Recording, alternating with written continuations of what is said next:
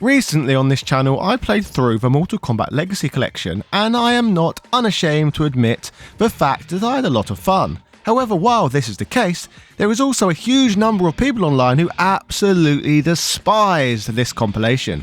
So in today's upload, not only am I going to further put into context why I enjoyed my own playthrough, but also look into and give credence to the more than justifiable outrage that surrounds this now controversial release. Hello ladies and gentlemen, Big Daddy Top Hat here. This is the Mortal Kombat Legacy Collection drama and why it has caused outrage.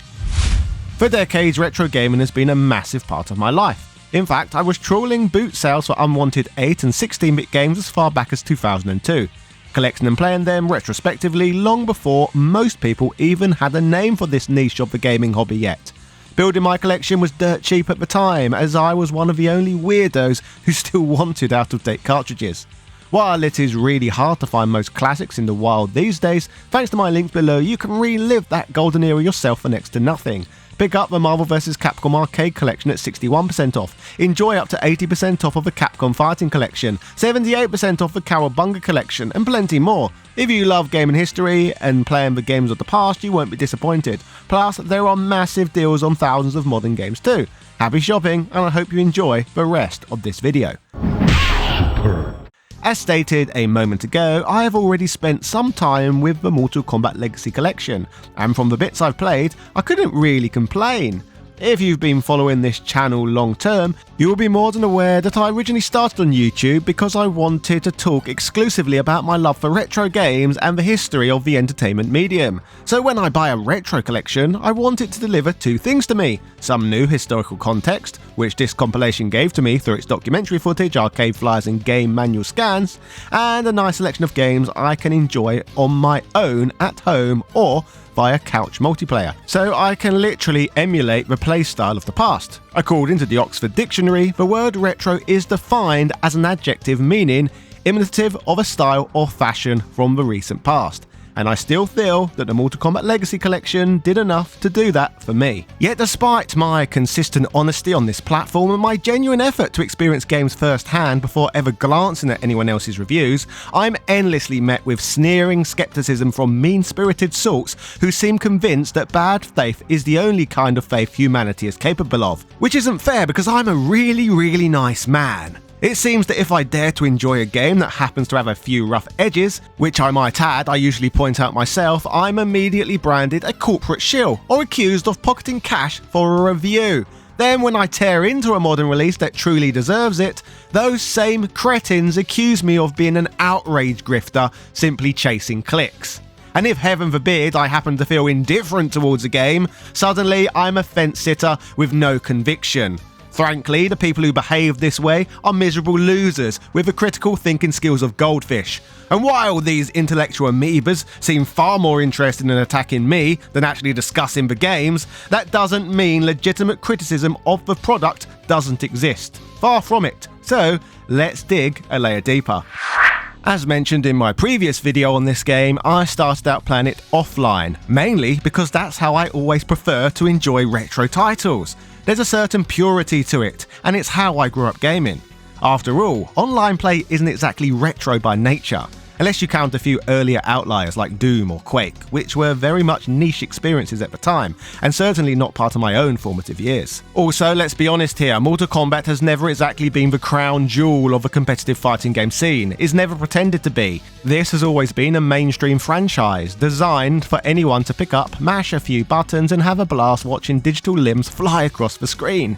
It's the blockbuster brawler of the genre, more Hollywood spectacle than esport discipline. It's essentially and historically as Michael Bay a video game can get. That's not to say it lacks depth or skill expression, but its appeal has always rested on that perfect blend of pick up and play and sheer outrageous fun. It's the series you play with your mates on a Friday night and laugh at it, not the one you train for 12 hours a day in the hope of placing in the top 8 at EVO.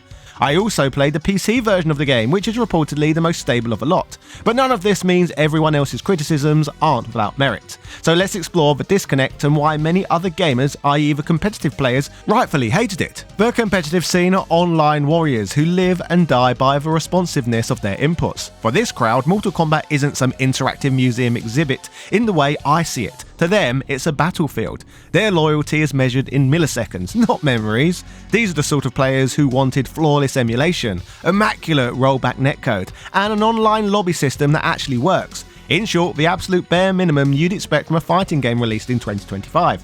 Instead, what they received was an exercise in frustration, stuttering matches, endless connection errors, and dire input lag. As stated earlier, if you happen to have played Mortal Kombat Legacy Collection single player on a PC, you might be wondering what all of the fuss was about. But reportedly, if you played on the PlayStation 5, well, that's where things get a little more tragic. Reports have begun flooding in of roughly half a second of input lag, even during offline play, transforming what should be a tight reactive brawler into something resembling a drunken pantomime.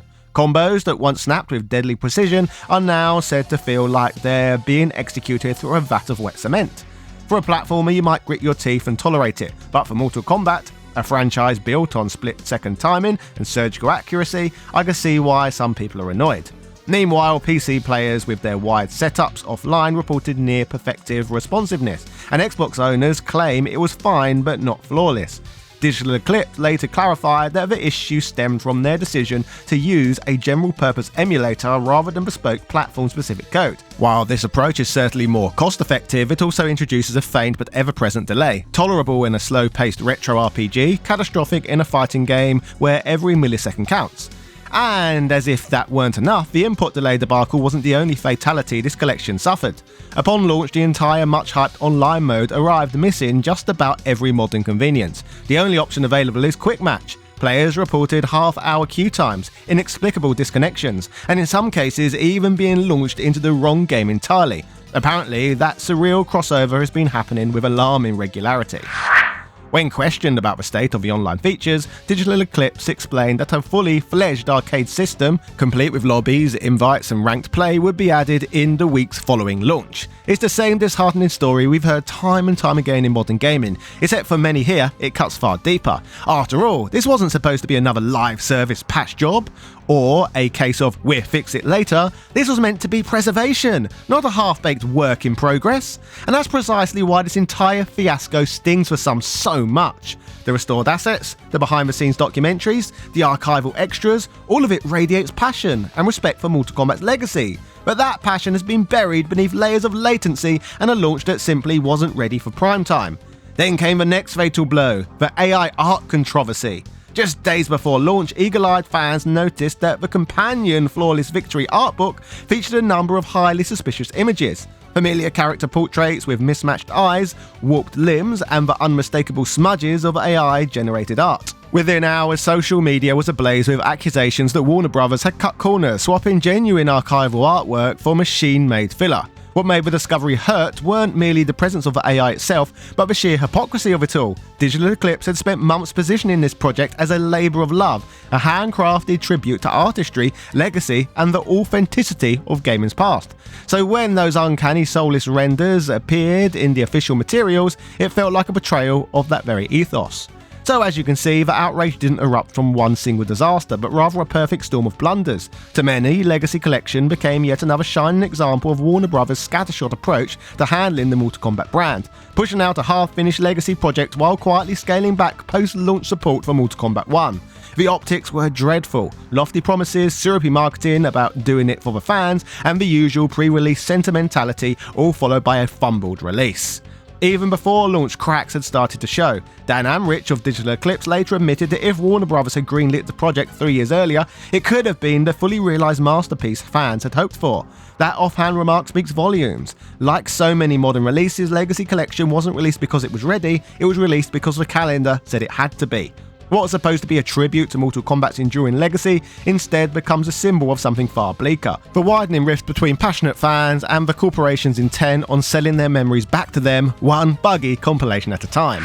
And that, my friends, is precisely what makes Mortal Kombat Legacy Collection such a gut punch of tragedy. This was a project made with heart, a sincere labour of love from a team of dedicated developers crushed beneath the boot of impossible deadlines. It was meant to celebrate the permanence of Mortal Kombat's legacy, but instead it fell victim to the impermanence of modern publishing. The curators delivered something extraordinary, but the corporate overlords simply couldn't resist flinging open the museum doors before the exhibits were even ready.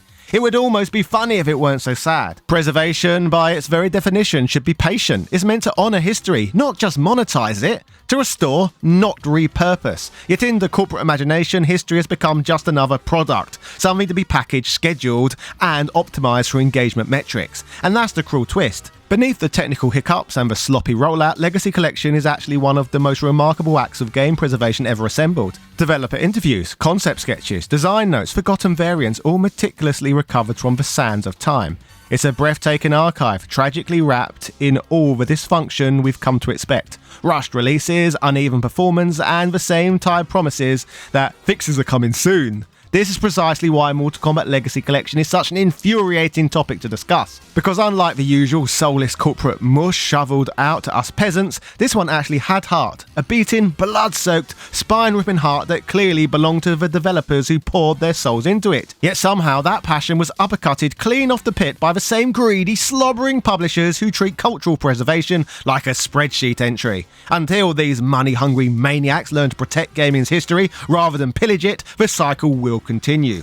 Because when you scrape away the noise, this isn't the tale of a community betraying its roots. Oh no, it's the story of a competitive fan base that loved too deeply to stay quiet. The people criticising this game aren't haters lurking in the shadows of the comment section. They're the veterans, the lifers, the diehards who grew up perfecting fatalities in smoke-filled arcades. Their frustration doesn't stem from entitlement, it comes from devotion. 30 years of bruised thumbs, blistered palms, and battered wallets spent keeping the fire of Mortal Kombat burning. Competitive fighting game players might not be the average Mortal Kombat consumer, but the fact of the matter is that these are the same people who kept Mortal Kombat alive when the series was on life support. They're not demanding perfection, they're demanding a game that plays right online. It's as simple as that. For the legacy that they, not some suit in a boardroom, kept alive through the sheer bloody-minded love of fighting games. And if publishers can't understand that, then perhaps it's time someone shouted it a little louder. Get over here! And dragged them face first into reality. Don't forget that through my links below you can relive retro games for next to nothing. Pick up the Marvel vs Capcom Arcade Collection at 61% off. Enjoy up to 80% off the Capcom Fighting Collection, 78% off the Cowabunga Collection, and plenty more. If you love gaming history and playing the games of the past, you won't be disappointed. Plus there are massive deals on thousands of modern games too. Happy shopping, and I'll see you all again soon. Cheerio!